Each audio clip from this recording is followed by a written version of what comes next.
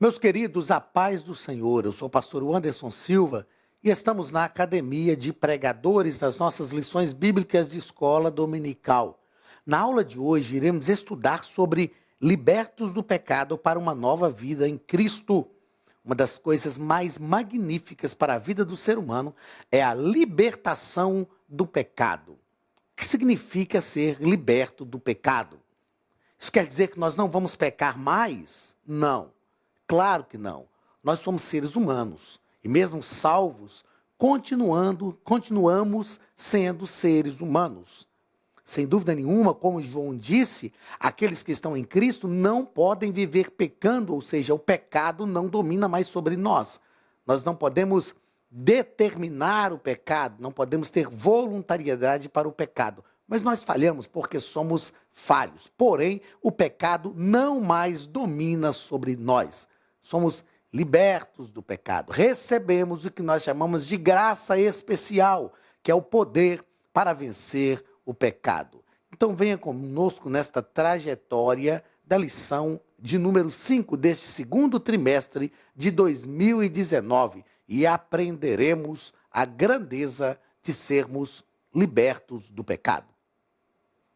Queridos, a lição de número 5 é do dia 3 de maio de 2020. Como eu já disse, o título é Libertos do Pecado para uma nova vida em Cristo. O texto áureo da nossa lição está em Efésios capítulo 2, versículos 4 e 5, que nos diz o seguinte: Mas Deus, que é riquíssimo em misericórdia, pelo seu muito amor com que nos amou, estando nós ainda mortos em nossas ofensas, nos vivificou juntamente com Cristo.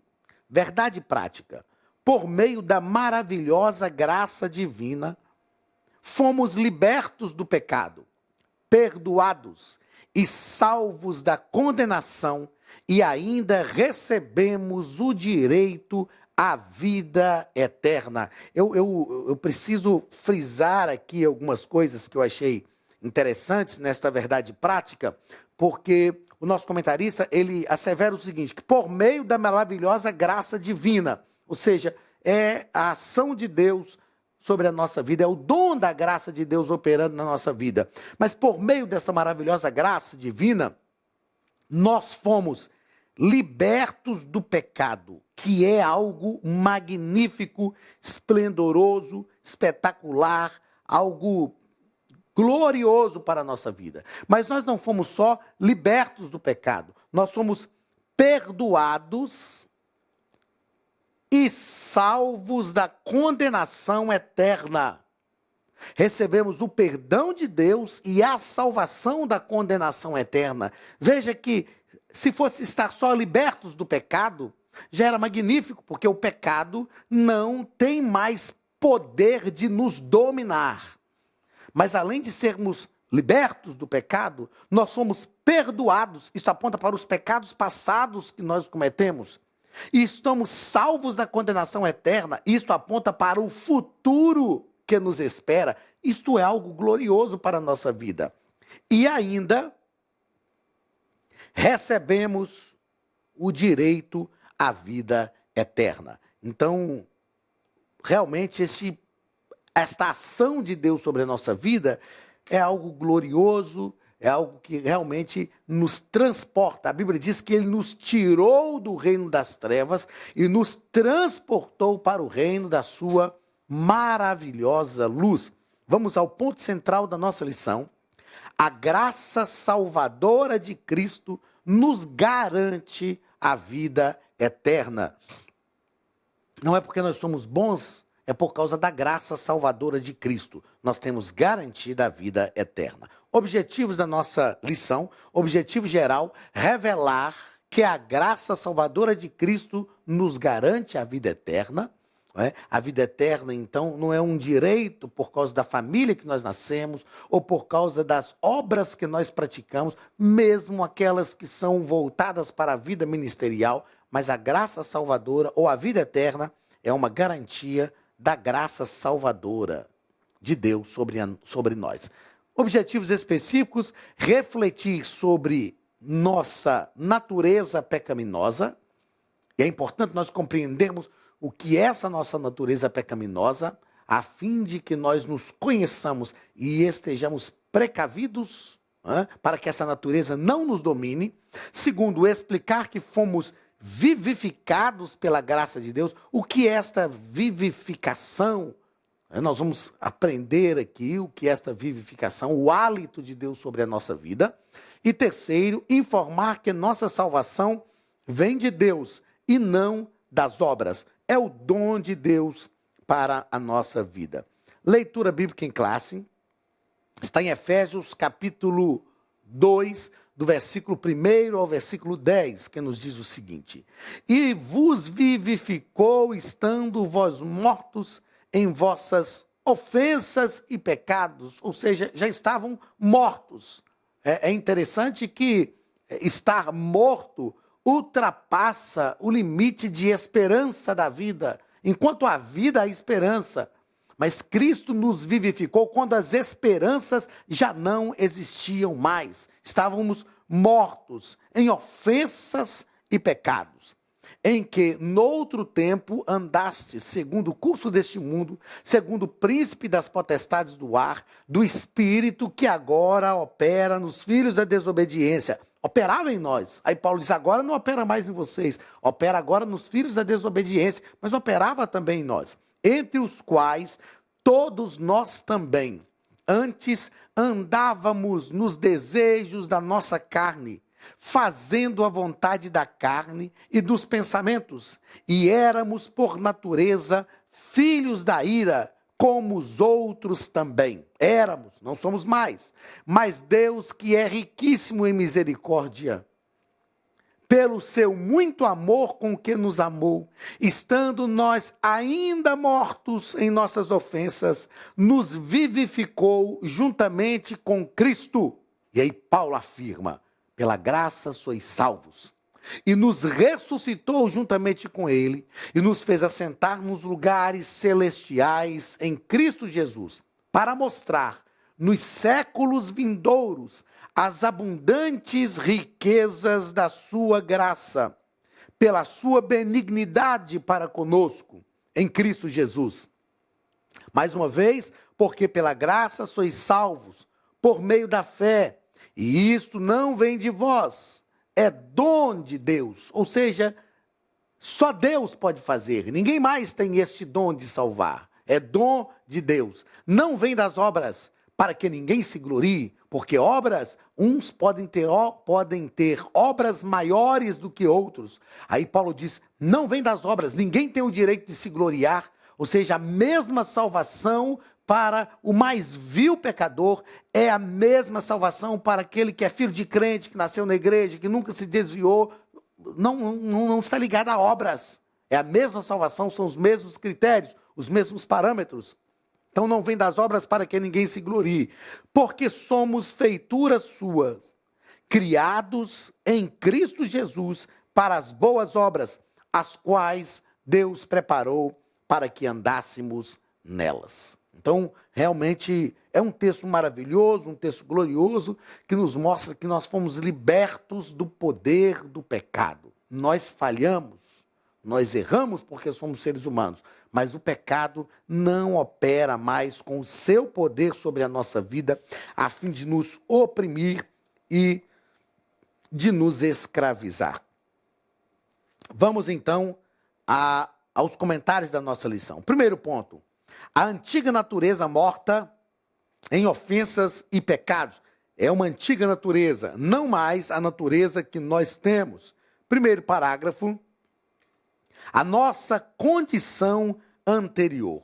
O nosso comentarista vai nos deixar claro aqui, que o homem, em sua natureza decaída, é diagnosticado como morto. Ou seja, uma declaração real da condição, uma declaração da real condição das pessoas sem Deus. Eu me lembro que quando ainda estava no seminário, nós tivemos uma discussão certa feita em sala de aula, no que se refere a este texto. Nós estávamos mortos, a nossa natureza, pecaminosa, já estava envolvida em ofensas e pecados, e nós já estávamos mortos. E foi feita a seguinte pergunta: que eu lembrei quando estava estudando a lição e anotei aqui.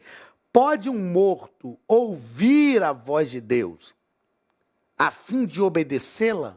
Pode um morto ouvir a fim de obedecer a voz de Deus? E é só nós pensarmos, e aliás, e aí nós começamos a discutir, enfim, e a discussão até girava em torno daquilo que nós já tratamos aqui, me parece que em 2 lições anteriores, predestinação, livre-arbítrio, Deus. E aí havia alguns alunos que estavam dizendo o seguinte: Deus realmente predestinou uns para a salvação e outros para a perdição eterna, porque aqueles que são predestinados para a perdição não conseguem ouvir a voz de Deus, aqueles que ouvem a voz de Deus é porque já são predestinados para a salvação. E eu, sem dúvida nenhuma, discordei e argumentei de forma bíblica e teológica. Mas a resposta dessa pergunta, pode um morto ouvir para obedecer à voz de Deus? É uma resposta simples. Ezequiel, capítulo 37, o texto que fala sobre o vale de ossos secos. Deus manda Ezequiel profetizar sobre os ossos secos. E Ezequiel profetiza dizendo: ouvi ossos secos. Veja que no caso, é lógico que é uma situação metafórica ali, que envolve uma situação espiritual que Israel estava vivendo. Então, hermeneuticamente, nós podemos transportar essa ideia metafórica para falar de algo espiritual que Israel estava vivendo. Nós podemos transportar isso para o Novo Testamento, né? Para os nossos dias. A mensagem pode ser aplicada nos nossos dias de forma hermenêutica. Então, quando Deus manda Ezequiel profetizar, perceba que era um vale de ossos secos. Não eram nem cadáveres, era realmente um vale de ossos secos. Já tinha ultrapassado todas as expectativas. E naquela visão, o Senhor diz a Ezequiel: profetiza este vale de ossos secos. E Ezequiel profetiza dizendo: ossos secos, ouvi a palavra do Senhor. Porque a palavra de Deus tem este poder. Meus queridos, nós precisamos crer nisto. Acreditar que a palavra de Deus tem poder para ressuscitar mortos. Tem poder para ressuscitar mortos. No Novo Testamento nós temos também o episódio de quando Jesus chegou na casa de Lázaro, que já estava morto há 4 dias. E a irmã de Lázaro disse: se o Senhor estivesse aqui, ela disse a Jesus, se o Senhor estivesse aqui, o meu irmão não teria morrido. A resposta de Jesus para Maria foi o seguinte: eu sou a ressurreição e a vida. Aquele que está em mim, aquele que crê em mim, ainda que esteja morto, viverá. E Jesus bradou, ele disse: Lázaro, sai para fora. Lázaro já estava morto, fisicamente morto. É lógico que nós estamos tratando de uma morte espiritual, mas como eu disse, a metáfora é aplicável. Hermeneuticamente aplicável à vida espiritual. Jesus chamou Lázaro da morte, e Lázaro ressuscitou e veio à vida.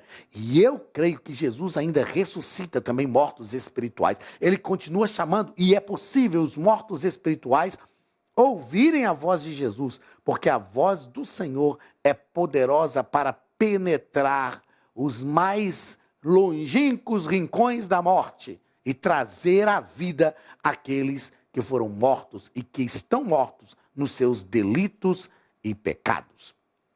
Muito bem, vamos a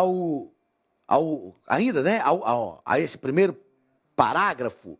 O nosso comentarista, ele vai também deixar claro o seguinte, deixa eu desativar isso aqui, ele vai deixar claro o seguinte: tal qual um corpo inerte, a natureza pecaminosa impede o homem de ouvir e obedecer à voz de Deus.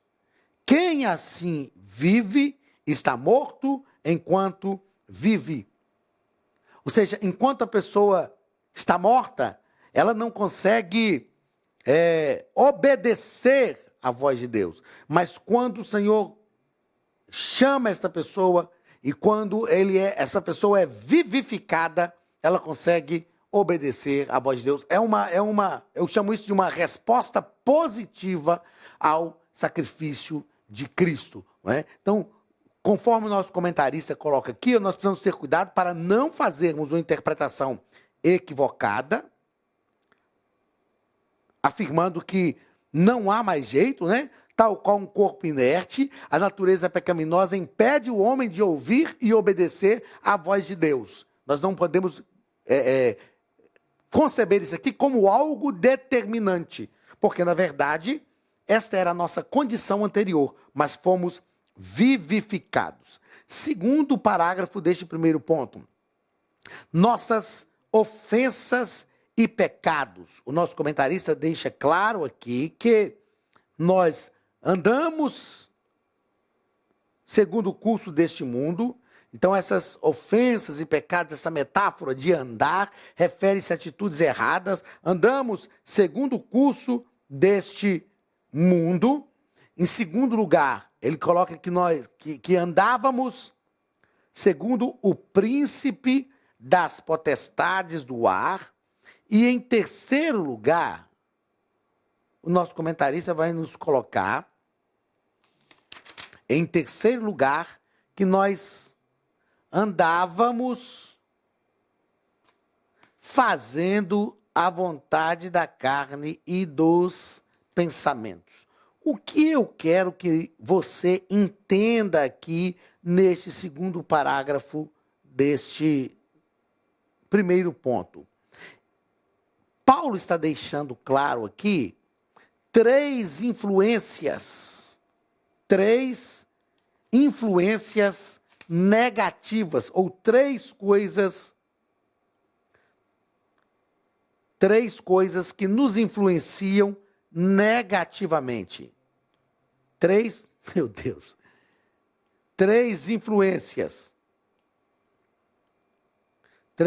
influências.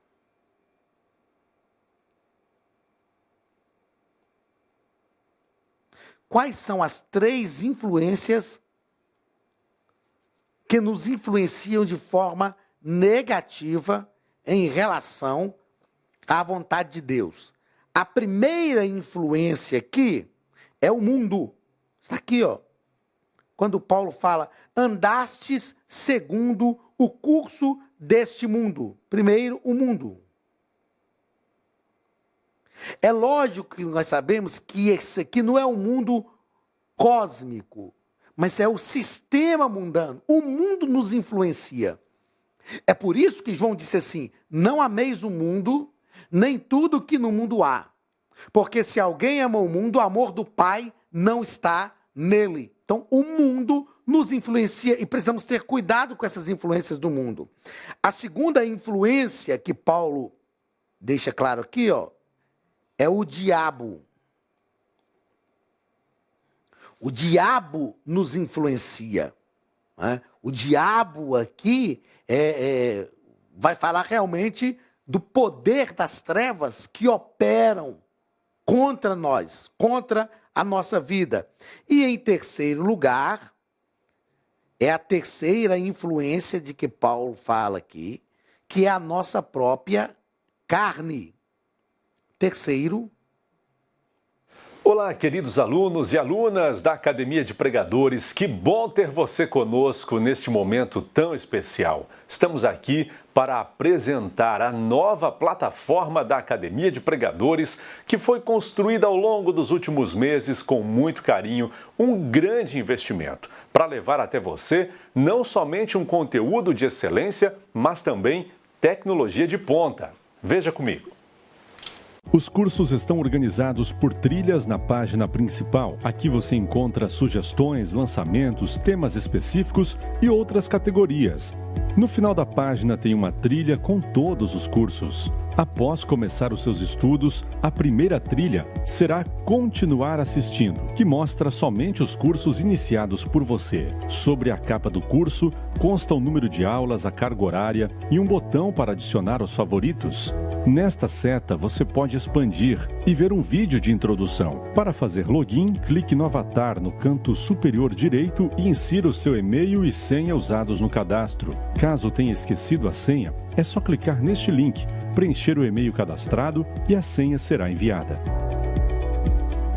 No canto superior esquerdo fica o novo menu do portal. Ao abrir um curso pela primeira vez, você vê as informações do curso e do professor. E na lateral, ou logo abaixo, se for no celular, está a lista de módulos e aulas.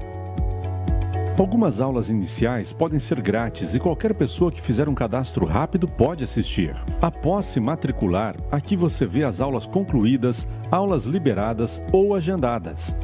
Você pode adicionar os favoritos, dar uma nota ao curso e acompanhar o seu progresso. E se você sair do curso e retornar depois, o sistema vai abrir exatamente a última aula assistida. Se estiver no computador, use esta seta para ampliar a tela. Logo abaixo da videoaula você encontra os links para baixar anexos, como áudio e apostilas. E neste campo em branco, pode fazer as suas anotações enquanto assiste. Depois é só imprimir ou salvar. Quando terminar o curso, clique no botão Emitir meu certificado e ele será gerado automaticamente no mesmo instante e sem custo. Clicando no avatar, você tem acesso ao seu perfil e histórico de pagamento. Em Meus Cartões, pode adicionar um novo cartão de crédito para fazer o pagamento do seu plano. Se você já era nosso aluno e seu cartão não aparece aqui, adicione um cartão na nova plataforma. Então aproveite as novidades e clique em Assine Agora. Escolha um dos planos e tenha acesso a todos os cursos imediatamente. Venha para a Academia de Pregadores, a maior escola bíblica online do Brasil.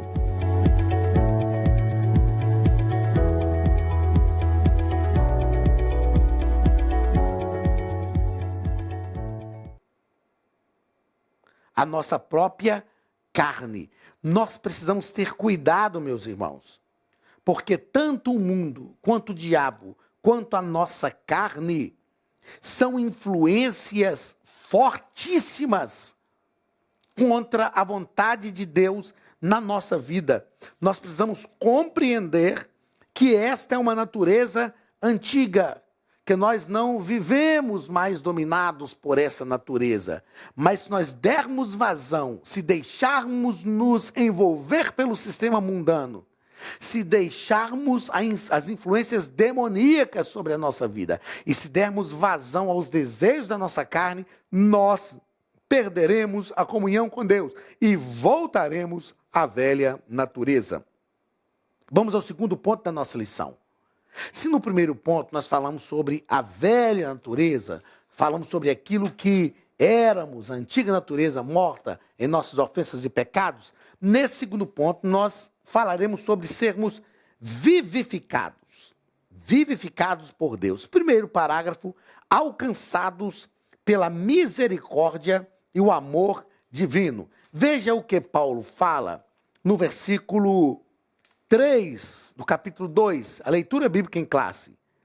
Entre os quais todos nós também antes andávamos nos desejos da nossa carne, fazendo a vontade da carne e dos pensamentos, e éramos por natureza filhos da ira, como os outros também. Olha o versículo 4. Mas Deus, que é riquíssimo em misericórdia pelo seu muito amor com que nos amou. Então, o nosso comentarista, eu achei magnífico essa abordagem dele aqui. Ele vai nos dizer que Paulo utiliza aqui a conjunção adversativa. O que é essa conjunção adversativa? É aquilo que mostra algo contrário ao cenário que está acontecendo. Paulo está dizendo, olha, vocês estavam mortos, mas Deus fez algo diferente. Eu sempre digo que o mas de Deus muda o cenário. E eu fiz questão de anotar aqui, ó, Deus sempre tem um mas na nossa história. Deus sempre tem um mas na nossa história. Meus queridos, ou meu querido que me ouve, eu não sei qual é a situação que você está enfrentando, qual é a dificuldade, qual é o problema, mas de uma coisa eu sei, Deus tem um mas para a tua história. A tua história não vai encerrar do jeito que está. Deus tem uma locução adversativa. Deus, diante deste cenário caótico que você pode estar vivendo, Deus tem um cenário totalmente diferente, totalmente novo. E foi o que Deus fez em relação a nós quando nos redimiu. Como Paulo diz, mas Deus, que é riquíssimo em misericórdia, Deus resolveu fazer algo diferente. Que este mas de Deus te encontre ainda hoje e que a bênção de Deus chegue plenamente na tua vida. Muito bem, o nosso comentarista fala que isso foi por ato de misericórdia de Deus. O ato de misericórdia de Deus implica em compaixão e simpatia para com os indignos. O que é compaixão? É estar com, sofrer, é sentir com a pessoa as dores. E a simpatia é o contrário de empatia. Empatia é se afastar. Simpatia é estar próximo, sentir a dor do outro, é se aproximar do outro. Segundo parágrafo desse terceiro ponto, o nosso comentarista trata que nós somos vivificados por sua graça. O que é ser vivificado? É ter vida de novo. Se você procurar uma das traduções para vivificação, a tradução vai ser que vivificar é receber nova vida ou tornar a viver de novo. O hálito de Deus vivifica. Quando nós lemos Gênesis capítulo 2 e versículo 7, a Bíblia diz que Deus formou o homem do pó da terra, soprou nas narinas do homem o fôlego de vida e o homem se tornou alma vivente. Então, o que dá vida a Adão no Éden é o hálito de Deus. O homem passa a viver lá no Éden pelo hálito de Deus. Agora, o que é hálito? Fiz questão de anotar isso aqui, ó. Hálito é o ar que sai pela boca durante a respiração. Perceba que o hálito não é o sopro. O hálito é o hálito. É o ar que sai pela boca durante a respiração. Então, o nosso hálito indica que estamos respirando, indica que estamos vivos. Então, o hálito de Deus em Adão, lá no Éden, o tornando alma vivente, é o ar que saía, humanamente falando, é lógico. Era o ar que saía pela... É o ar que saía, não. É o ar que sai pela boca de Deus. É lógico que isso é metafórico, porque Deus é espírito, mas é o hálito que sai pela boca de Deus durante a sua respiração. Ou seja, aquilo que nos mantém vivo. Aquilo que mantém Deus vivo foi introduzido em nós pelo sopro de Deus, pelo hálito de Deus na nossa vida. E isso nos fez nascer de novo. É o que o comentarista nos coloca aqui, ó, na continuidade desse segundo parágrafo do segundo ponto. Nascemos de novo. Não estamos mais mortos, pois Cristo nos deu vida outra vez. Ou seja, a vida de Cristo. É interessante pensar por esse viés e entendemos que depois que Jesus ressuscitou, Jesus chegou no cenáculo, os discípulos, chegou num local, não era no cenáculo, mas num local, os discípulos estavam reunidos, trancados, com medo do que podia acontecer, e a Bíblia diz que Jesus apareceu no meio deles, sem que as portas se abrissem. E quando ele apareceu no meio deles, ele disse: Pai seja convosco. E ele assoprou sobre eles. Isso é o hálito de Deus aqui. Porque Jesus agora estava ressuscitado já. Não era mais homem, era tão somente Deus. Então ele assopra sobre os discípulos e diz: recebei o Espírito Santo. Então este sopro de Deus sobre os discípulos é equivalente ao hálito de Deus, que foi o sopro de Deus em Adão para lhe dar vida. Jesus estava dizendo aos discípulos: recebei a vida espiritual. E Jesus assoprou sobre eles esse hálito divino. O hálito de Deus, através de Cristo, nos vivifica, nos dá uma nova vida. Terceiro parágrafo do segundo ponto: exaltados por sua graça. Exaltados por sua graça. Aí Paulo vai dizer o seguinte: Deus nos ressuscitou juntamente com Cristo e nos fez assentar, é o que ele diz, nos lugares celestiais em Cristo.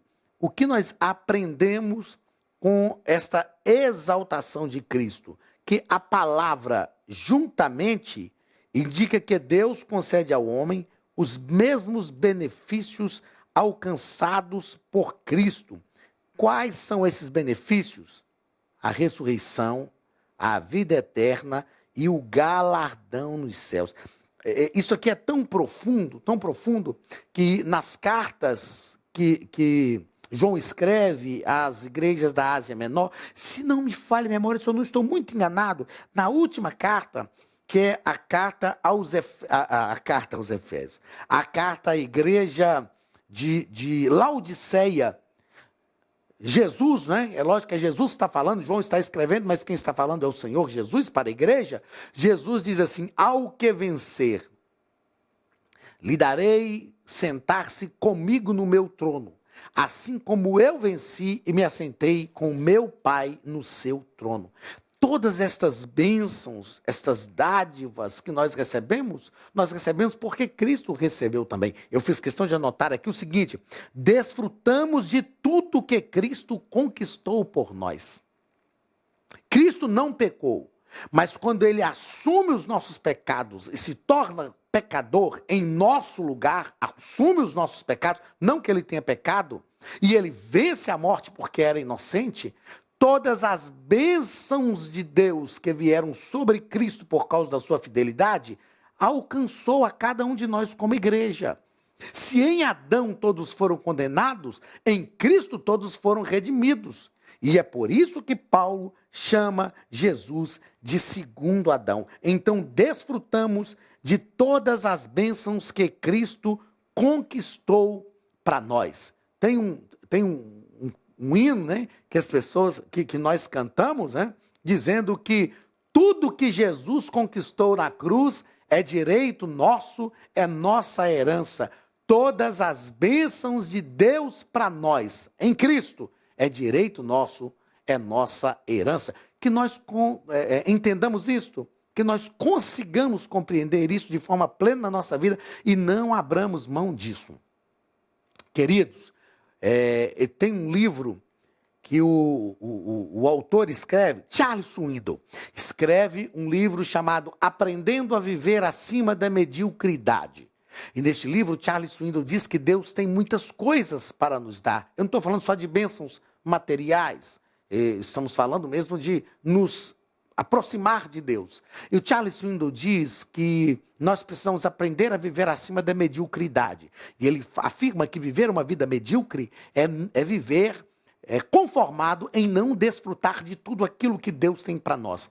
Que Deus abençoe a sua vida de forma profunda, de maneira que você aprenda a viver acima da mediocridade. Deus não quer que nós tenhamos ou vivamos uma vida espiritual medíocre. Não é o projeto de Deus. Vivermos desfrutando de coisas pequenas, enquanto Deus tem coisas grandes para nós. Eu não estou falando aqui de determinismo espiritual, não, nada disso. Eu estou falando que tudo que Jesus conquistou na cruz é direito nosso. Então nós podemos desfrutar de todas estas coisas, uma vez que temos plena comunhão com Deus, através de Cristo. Herdeiros de Deus e co-herdeiros com Cristo. Vamos ao terceiro ponto da nossa lição. Terceiro ponto da nossa lição, o comentarista vai tratar sobre a salvação não vem das obras. No primeiro parágrafo ele vai falar sobre a graça como meio da salvação. E o comentarista vai nos deixar claro aqui, ó.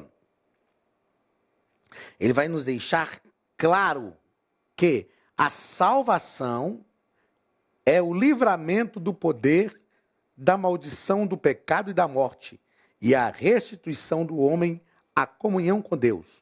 Uma bênção concedida a todos que recebem Cristo como o Salvador.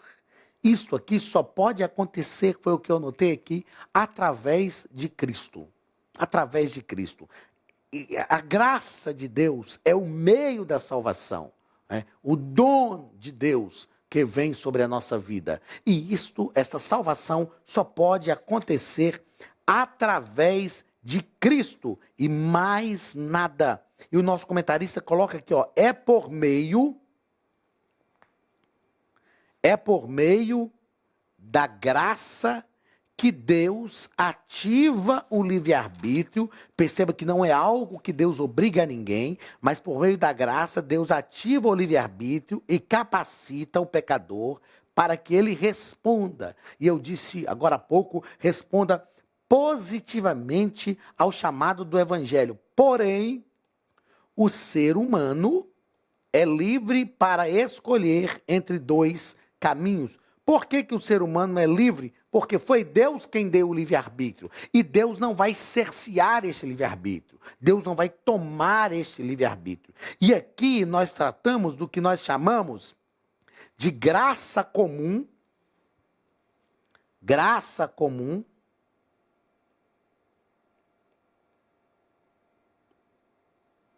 Versus graça. Graça, faltou o R. Graça especial. Sem entrar muito no mérito da questão aqui, porque a gente estuda isso quando trata de soteriologia, doutrina da salvação, o que é a graça comum e a graça especial? A graça comum é a graça de Deus que está sobre toda a humanidade. A graça de Deus se há manifestado trazendo salvação a todos os homens. A graça de Deus não está somente sobre a igreja. A graça de Deus está sobre toda a humanidade. Agora, o que é a graça especial? É a graça de Deus que está sobre aqueles que já se converteram a Cristo. Qual a diferença? A diferença é que a função da graça comum é nos conduzir a Cristo, nos atrair a Cristo. E a função da graça especial é nos dar poder para vencer o pecado. Entendeu? Então, quando nós recebemos a Cristo como Salvador, nós somos atraídos a Cristo pela graça comum. Mas quando nós nos convertemos a Cristo, nós recebemos a graça especial, ou seja, o poder para vencer o pecado. Segundo parágrafo deste terceiro ponto e o último ponto da nossa lição. As obras como evidência da salvação. O nosso comentarista deixa claro aqui que Paulo usa duas negações para endossar a origem da salvação. A primeira é, isto não vem de vós. E ele diz, é dom de Deus. A segunda é, isto não vem das obras. E ele diz, é pela graça. Isso não vem de vós porque não há capacidade salvadora no homem. Há capacidade salvadora para o homem. Não vem das obras, por quê? Para que ninguém se glorie. Isto vem de Deus. E Paulo vai deixar claro que uma transformação ocorreu. Ele diz, agora em Cristo. As coisas mudaram. É um novo cenário, é uma nova perspectiva, é uma nova roupagem. E eu anotei aqui algo que eu considero de extrema importância. Quais são os reflexos dessa transformação em nosso viver diário? Se os reflexos da velha natureza estavam sobre a nossa vida em todas as áreas, em todas as facetas da nossa vida, quais são os reflexos dessa transformação em nosso viver diário? O que demonstra que nós realmente fomos transformados? É uma pergunta que fica e que cada um de nós precisamos responder para nós mesmos e para o Senhor Jesus. Meus queridos, chegamos ao final de mais uma aula e na semana que vem estaremos de volta aqui. Deus te abençoe, muito obrigado pela sua presença, que é um sinal de prestígio para nós aqui na Academia de Pregadores. Um grande abraço e até a semana que vem, em nome de Jesus. Estude a Bíblia Sagrada de forma simples, pela internet, mas com profundidade. Desvende os mistérios da palavra e transforme completamente seu conhecimento bíblico e sua vida ministerial. Este projeto inovador, inédito em língua portuguesa, reúne alguns dos melhores ensinadores da atualidade para capacitar a igreja e preparar líderes. Já são milhares de alunos em 48 países que estão desfrutando de aulas espirituais e cheias de revelações. Na Academia de Pregadores, você vai encontrar professores que são referência naquilo que falam, preparados para ensinar. Nomes como Elianai Cabral, Cláudio Gama, Alain Prisotti, Napoleão Falcão, Carvalho Júnior, Benhur Lopes, Josué Brandão, Elias Torralbo e muitos outros. Cursos com certificados, reconhecimento e conteúdo de excelência. Tenha acesso ilimitado a todos os cursos pagando apenas R$ 49,90 por mês. Veja as aulas pelo computador, pelo tablet ou no celular, numa moderna plataforma digital, no horário que quiser. Você ainda pode rever as aulas sempre que precisar. Aproveite esta oportunidade e faça parte da Academia de Pregadores, a maior escola bíblica e teológica online.